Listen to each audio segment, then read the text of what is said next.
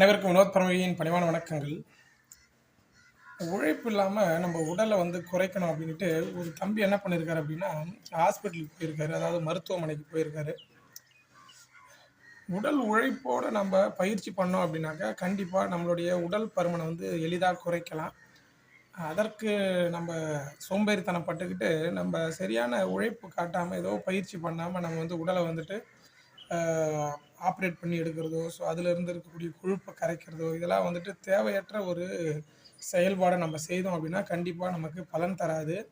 இத பெற்றோர்கள் தயவு செய்து புரிஞ்சுக்குங்க. உங்க குழந்தைகளுக்கு நல்ல நல்ல பயிற்சிகள நீங்க செய்யறதுக்கு ஊக்கப்படுத்துங்க. பெற்றோர்கள் எப்படி இருக்காங்களோ, அப்படிதான் குழந்தைகளும் நடந்துக்குவாங்க. ஸோ நீங்க உங்க குழந்தை கூட சேர்ந்து சும்மா காலையில ஒரு வாக்கிங்கோ, ஏதோ ஸ்கிப்பிங்கோ பண்றதுக்கு முயற்சி பண்ணுங்க.